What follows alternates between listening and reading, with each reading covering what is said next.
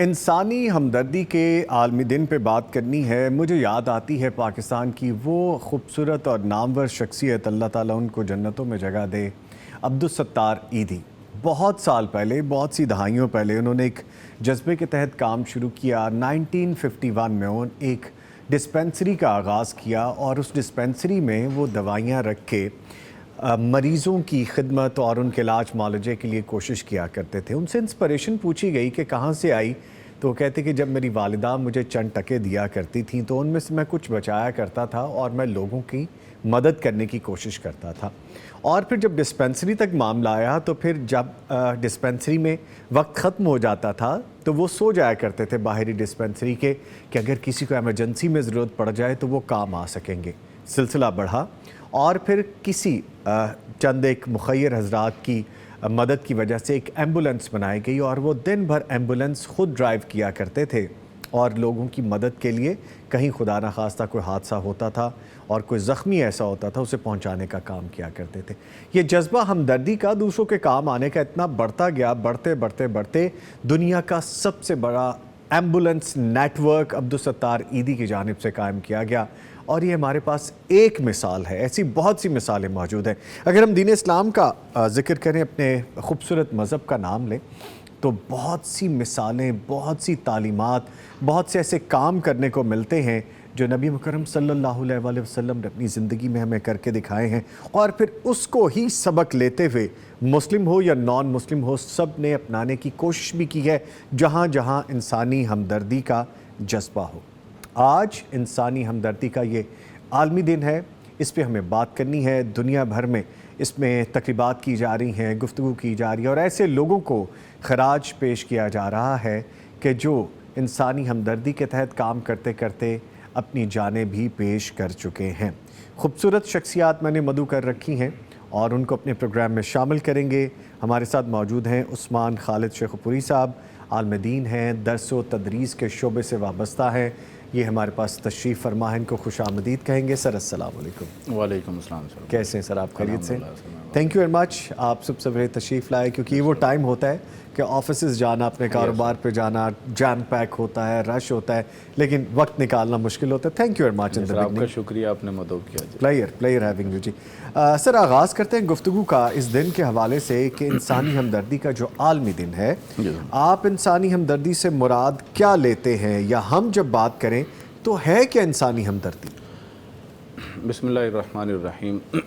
انسانی ہمدردی لفظ سے واضح ہے کہ ہم درد ہونا، کسی کے درد میں شریک ہونا، ہم اور درد، ہم درد ہونا، بیوٹیفل، کسی کے درد میں شریک ہونا، اس کی تکلیف کو بانٹنا، اس کی آئی ہوئی مصیبت میں اس کا غم گسار ہونا، اور اگر اس کو ضرورت ہو تو اس کی ضرورت کو پورا کرنا جی۔ اور اگر آپ اس کو ڈکشنری میں دیکھتے ہیں، اس میں آپ کو اس کے مختلف اہداف نظر آتے ہیں یا اس کی مختلف جزیات نظر آتی ہیں۔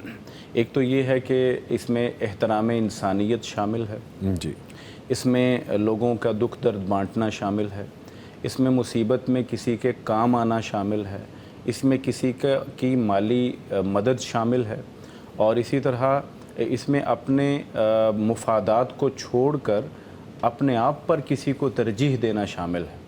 تو یہ انٹرنیشنل جو ہماری بڑی ڈکشنریز ہیں وہ اس کو یوں ڈیفائن کرتی ہیں۔ تو اس ضمن میں اگر آپ دیکھیں کہ یعنی ہمدردی ہے کیا، تو ہمدردی اصل بات یہ ہے کہ اصل انسان ہونا ہے، اور انسان کی وہ فطرت جس پر اللہ تعالیٰ نے اسے پیدا فرمایا ہے اس کے مطابق جینا ہے، اور مقصد زندگی ہے۔ اگر آپ ہمدردی کو ڈیفائن کرنا چاہیں تو زندگی کی خوبصورتی ہمدردی کے ساتھ جڑی ہوئی ہے۔ وہ شخص کیا شخص ہے جو دل کا سخت ہو، جو لوگوں کے کام نہیں آتا، جو لوگوں پر ظلم کرتا ہے، جی جو لوگوں کی تکلیف میں اضافہ کرتا ہے، وہ کیسا انسان ہے، اس کی فطرت کتنی جو ہے وہ منفی جانب جا چکی ہے اور اس کا دنیا کو کوئی فائدہ نہیں ہے۔ تو بہرحال ہمدردی جو ہے وہ اگر دیکھا جائے اپنے معنی کے اعتبار سے تو ایک وسیع اور جامع لفظ ہے جس کو پھیلانا چاہیے، اور اس کا ایک پس منظر بھی ہے جس کو میں یہاں ذکر کرنا ضروری سمجھتا ہوں کہ یہ جو ہمدردی کا عالمی دن ہے، یہ 2003 میں عراق میں جو ایک واقعہ پیش آیا تھا کہ ایک ہوٹل پر بم دھماکہ ہوا اور وہاں کوئی 22 افراد جو تھے وہ بھی ہلاک ہو گئے جو ان کی امدادی سرگرمیوں میں مصروف تھے۔ ان میں غالباً UN کا کوئی نمائندہ بھی تھا۔ تو اس وقت سے پھر اسے ایک عالمی دن کے طور پر منانا شروع کیا۔ 2008 میں انفیکٹ اس کو اناؤنس کیا گیا۔ ایگزیکٹلی، تو اس کو منانا شروع کر دیا گیا۔ تو یعنی کسی کی مدد میں اپنے آپ کی اپنی جان کی بازی کو بھی ہار دینا، یہ اس کی بنیاد میں شامل ہے۔ ٹھیک اچھا فرمائے کہ احترام انسانیت جو ہے اس کی بھی اہمیت جو ہے اس کے ساتھ جڑی ہوئی ہے۔ جب ہم انسانی ہمدردی کا ذکر کرتے ہیں تو پھر ہمیں یہاں پہ اس کے بارے میں بھی گفتگو کرنا ضروری ہو جاتا ہے۔ جی سر، احترام انسانیت تو ایک ایسی چیز ہے کہ جو اسلام اس کا بہت بڑا داعی ہے۔ جی انسانیت مختلف شکلوں میں، مختلف قدوں میں، مختلف زبانوں میں، مختلف رنگوں اور نسلوں میں ایک دوسرے کے ساتھ رہ رہی ہے۔ بات یہ ہے کہ آپس میں کیسے انٹریکٹ کیا جائے، اس کے لیے میڈیم احترام کا ہی ہوگا۔ اور اسلام جو ہے جس کے اوپر بدقسمتی سے یہ دھبا لگایا جاتا ہے کہ شاید یہ کوئی فنڈامنٹلزم اور بڑی سخت گوئی یا سخت کاری یا سخت مزاجی رکھتا ہے، حالانکہ ایسا نہیں ہے۔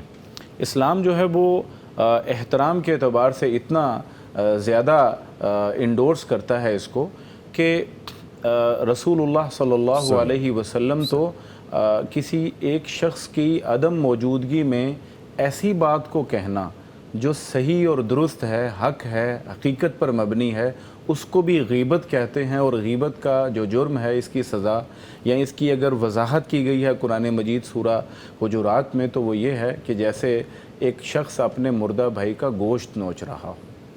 اتنی تکلیف دہ بات ہے، کسی کی عزت کو اچھالنا، ناپسندیدہ کام انتہائی۔ اور پھر یہ دیکھیں کہ اسلام میں کسی کی عزت کے خیال رکھنے کے بارے میں کہ آپ اس کے گھر کو جھانک نہیں سکتے ہیں۔ اگر آپ کے گھر کی کواڑ سے کوئی جھانکتا ہے، آپ کی نہ جانے کس کیفیت میں ہے، اس کو اچھالنے کے لیے یا ٹو لگانے کے لیے، تو پھر نبی علیہ السلام فرماتے ہیں کہ یہ اتنی بڑی قباحت ہے کہ گھر والوں کو حق ہے کہ اس کی آنکھ پھوڑ دیں۔ اور پھر تیسرے نمبر پر یہ دیکھیے کہ رسول اللہ صلی اللہ علیہ وسلم نے جب انسان کو باسی آتی ہے، چھینک آتی ہے، تو منہ پہ ہاتھ رکھنے کی ترغیب دی ہے۔ یہ چند لمحوں کے لیے ایک انسان کا بگڑا ہوا چہرہ اسلام نہیں چاہتا کہ وہ لوگ دیکھ سکیں۔ بیوٹیفل، جی اسلام نہیں چاہتا کہ وہ دیکھ سکیں۔ اور پھر اسی طرح اور بہت سی ایسی مثالیں ہیں کہ جس میں اللہ رب العزت نے یعنی جب انسان کو پیدا کیا، مالک الملک قرآن مجید میں فرماتے ہیں خلقتہ بیدی، میں نے انسان کو اپنے ہاتھوں سے بنایا ہے۔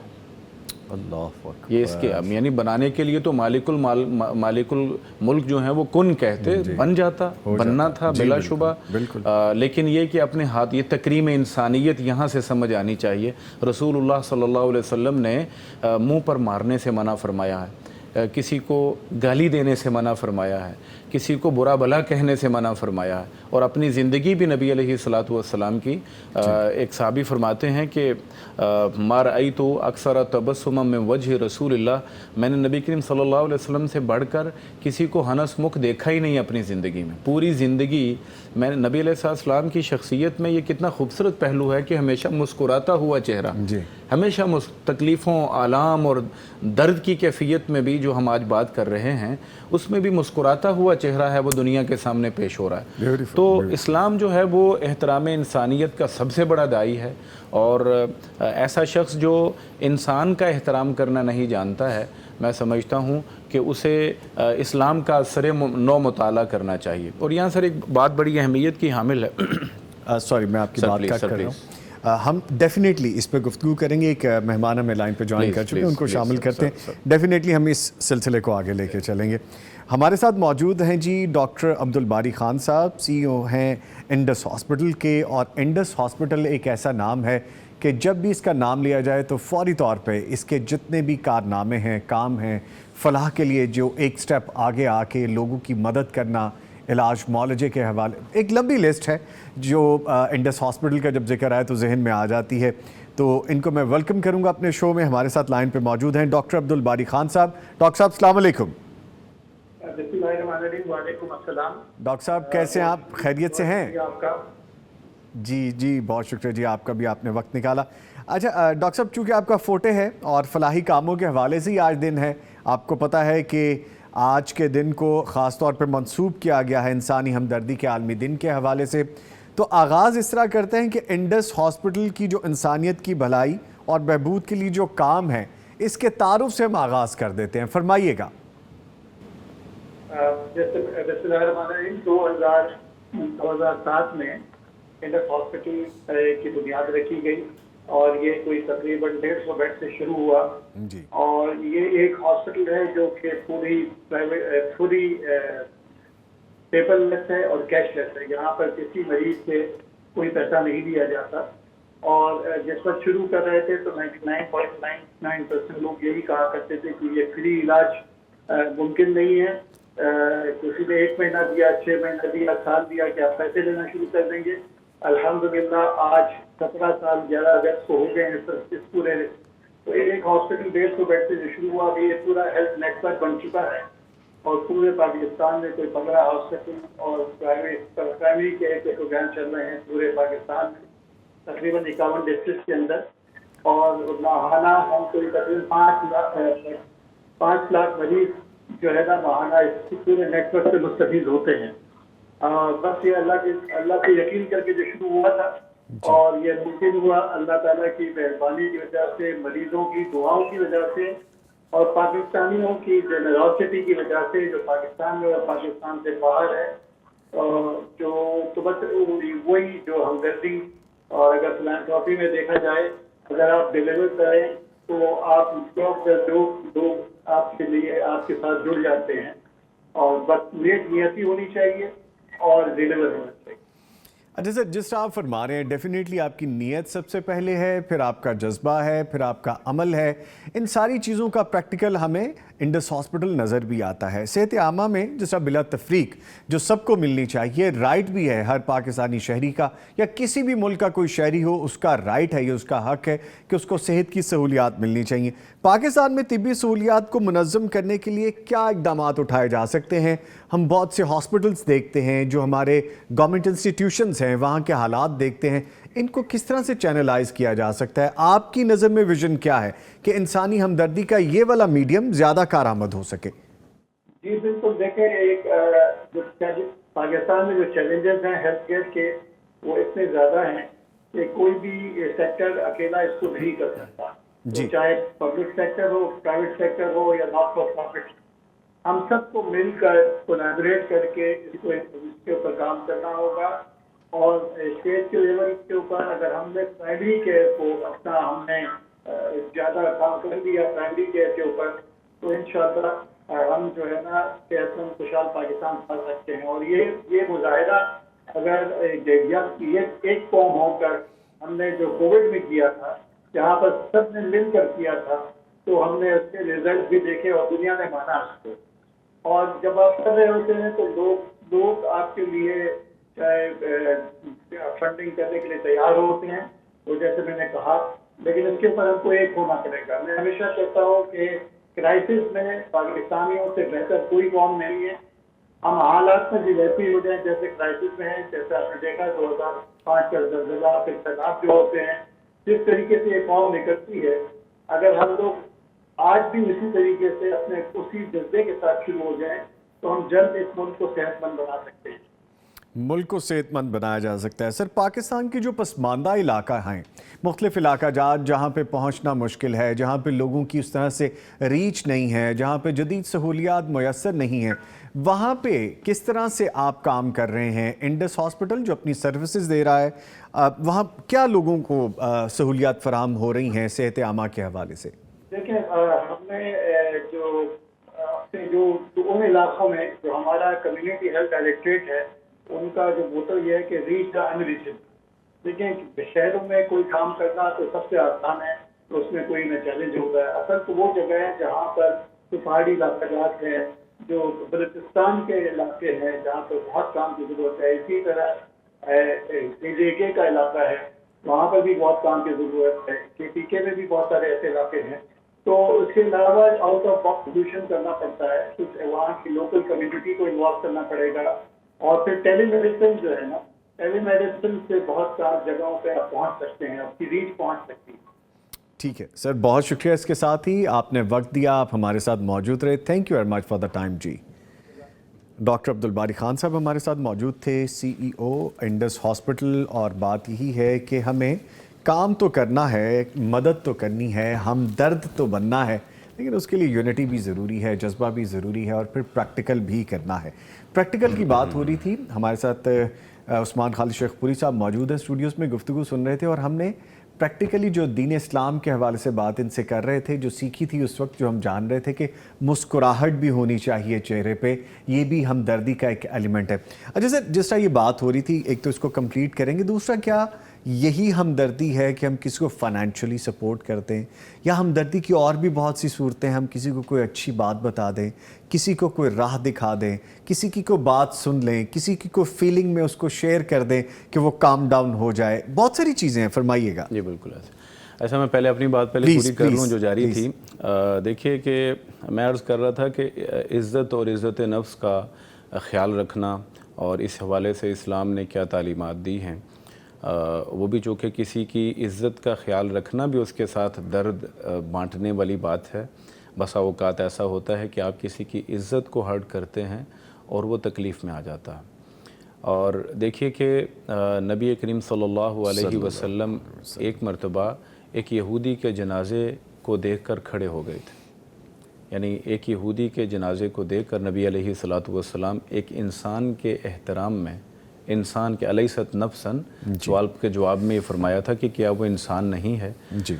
तो यहाँ से समझ आता है कि एक इंसान होने के एतबार से उसकी जो ख़ास तकरीम है, और अल्लाह ताला कुरान मजीद में फरमाते हैं वलक़द कररमना बनी आदम, हमने आदम की औलाद को इज़्ज़त बख्शी है। और फिर इसमें नबी अलैहिस्सलातु वस्सलाम का वो फरमान बड़ा मारूफ़ है कि बैतुल्लाह की तरफ देखकर ये फरमाना कि तेरी हुर्मत से ज़्यादा एक मोमिन की एक जान की हुर्मत है जो अल्लाह ताला ने इज़्ज़त बनाई है। और फिर अमली इक़दामात की सराह पे भी बात कर रहे थे, तो देखिए कि ग़ुलाम थे सैयदना ज़ैद रज़ी अल्लाह ताला अन्हु, उनको एक मक्के में इज़्ज़तदार बल्कि अपनी अज़ीज़ा कुरैशी ख़ातून के साथ ब्याह था। यानी नए पैटर्न सेट किए हैं, इज़्ज़त के नए मयार बनाए हैं कि किसी का ग़ुलाम होना और किसी का कमज़ोर होना, किसी का माली लिहाज से छोटा होना, मनसब के लिहाज से छोटा होना, और रंग और शक्ल के लिहाज से उसका आम स्टैंडर्ड पर ना उतरना, ये शय और है।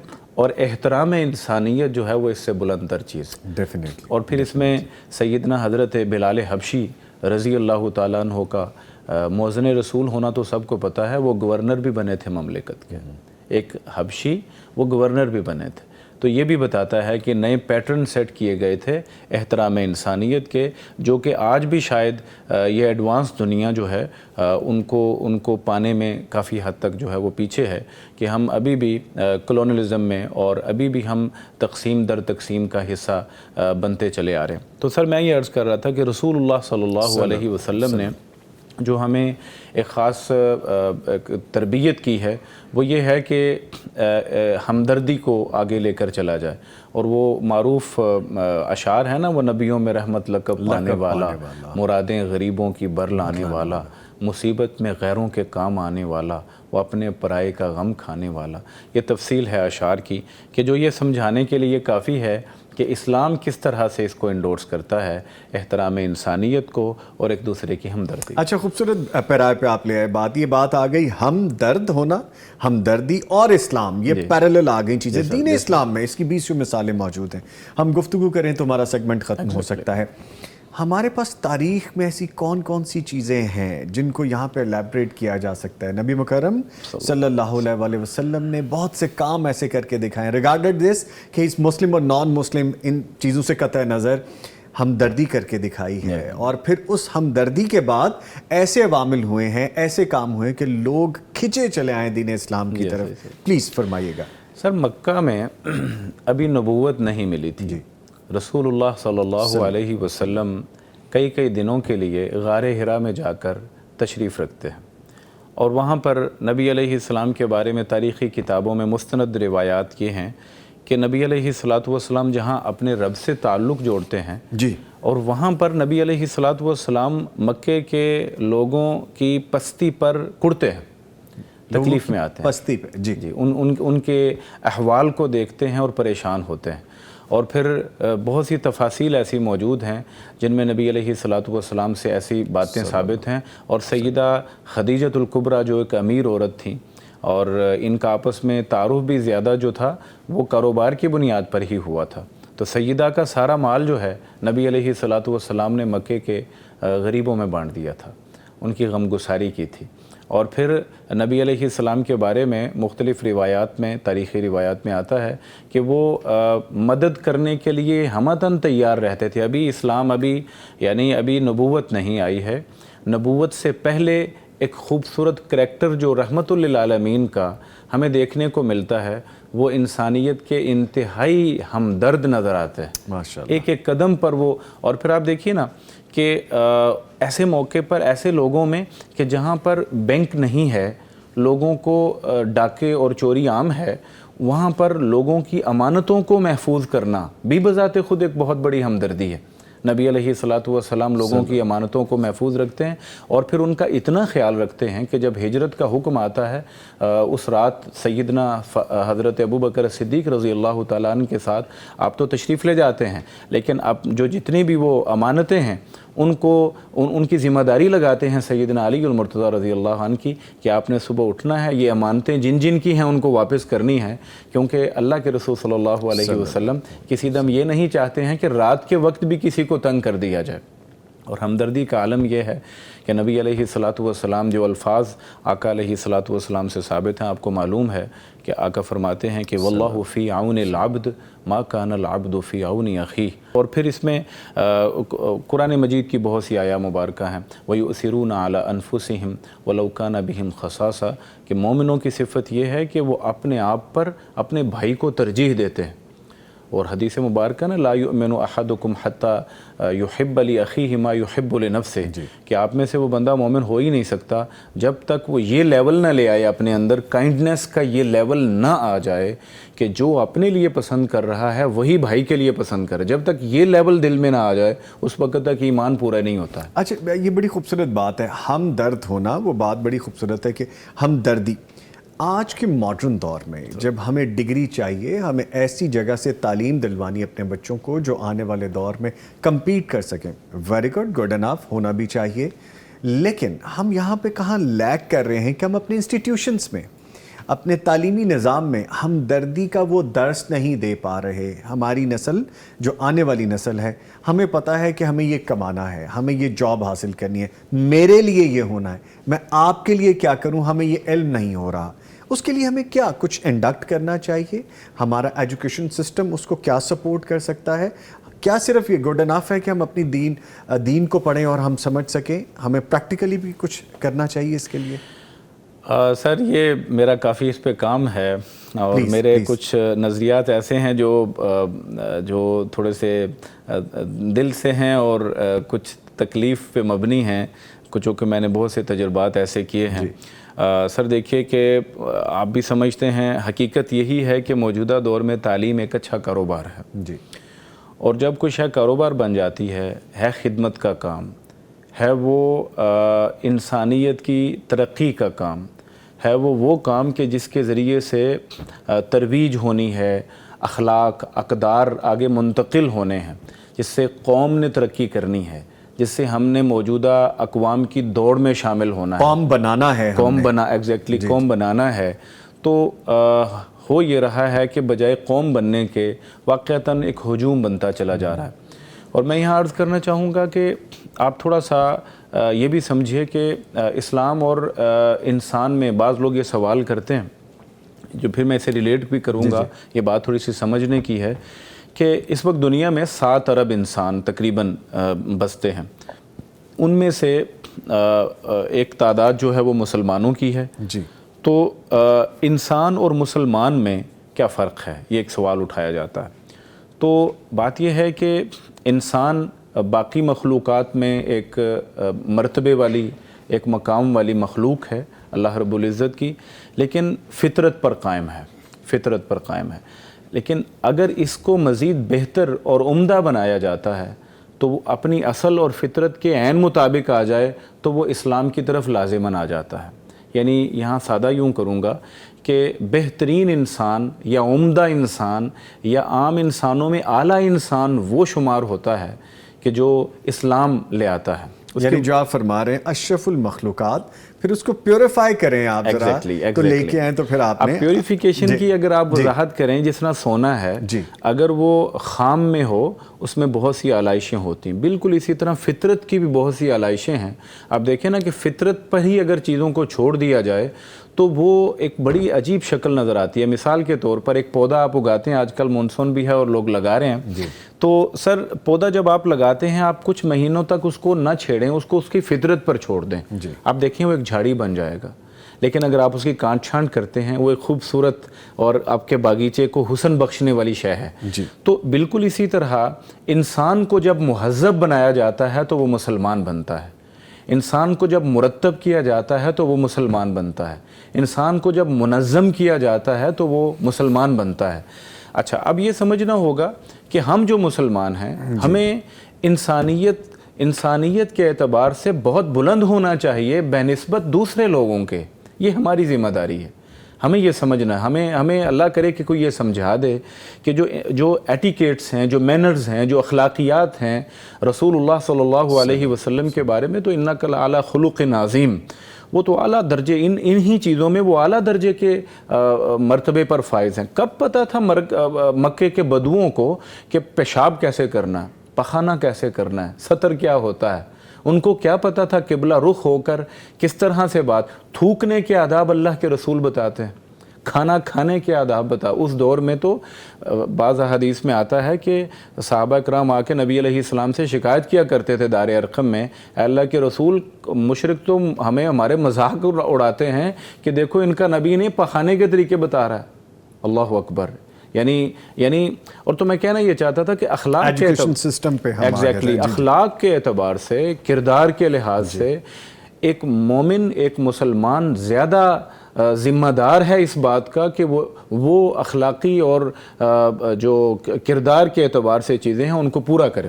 ٹھیک ہے، میں ایجوکیشن، جی سر، میں آخری میں بات کرنا چاہوں گا کہ جو ایجوکیشن کے حوالے سے آپ نے بات کی، تو ہمیں سر وہاں پر بہت ساری چیزیں ایسی نظر آتی ہیں جو انتہائی تکلیف دہ ہیں، اور اس میں آپ دیکھیے کہ طالب علم بھی اس مزاج سے آ رہا ہے کہ میں نے ایک ٹکڑا ڈگری کا حاصل کرنا ہے، اور بلانے والے بھی اس نیت سے بلا رہے ہیں کہ ہم نے فیس لینی ہے، اور پڑھانے والے بھی اسی نیت سے پڑھا رہے ہیں کہ ہم جاب کرتے ہیں۔ ٹیچنگ نہیں ہے، یہ تدریس نہیں ہے، یہ معلم نہیں ہے، یہ جاب ہولڈر ہے، یہ جو کام کرنے آتا ہے اور وہ کام کر کے چلا جاتا ہے۔ تو سر ہمدردی تو تب ہوتی کہ جب آپ کسی کے گھر میں بھی بیٹھ کر پڑھانے جاتے۔ ہم نے بچپن میں سر دیکھا ہے، ہمارے اساتذہ کرام میں سے بہت سی آپ کے بھی ہوں گے، ہم نے اور وہ دور تھا پاکستان پہ کہ ہمارے اساتذہ کرام جو ہیں وہ ہمیں گھروں میں آ کر پڑھانے کو تیار ہوتے ہیں، اور وہ بچہ جو گھر میں کسی وجہ سے تاخیر کا شکار ہے، سر ایک بات کہہ کے اپنی بات کو مکمل کرتا ہوں، آج کل چھٹی کرے بچہ اس وجہ سے کہ میری ماں بیمار تھی، اسے فائن ہوتا ہے۔ یہ ہمارا نظام ہے۔ ہونا یہ چاہیے کہ اگر بچہ اس لیے چھٹی کرتا ہے کہ ماں یا باپ بیمار ہیں اور ان کی خدمت کرنی تھی، بچے کو انعام دینا چاہیے تھا۔ بس یہی ایک جملہ ہے میرا خیال ہے جو اس بات کی وضاحت کر رہا ہے کہ میرے معاشرے اور میری اگلی نسل میں درد منتقل کرنا اور ہمدردی میں آگے بڑھنا کیسے ممکن ہوگا جب ہم سسٹم کو اور ویسے بھی سر جیسے آپ نے فرمایا کہ جو استاد دے گا بچہ وہ لے گا. اگر بچے کو فائن کرنا سکھا دیا تو اس میں پھر درد نہیں پیدا ہوگا, پھر وہ درد سے آشنا نہیں ہوگا, اس کو اپنا درد پتا ہوگا, ہم درد ہونا نہیں اس کو پتا ہوگا, جو کہ بہت ضروری. Thank you very much, player ہیونگ یو. آپ تشریف لاتے ہیں, بڑا سیکھنے کا موقع بھی ملتا ہے. تھینک یو جی, تھینک یو. ہمارے ساتھ موجود رہے جناب عثمان خالد شیخ پوری صاحب, عالم دین.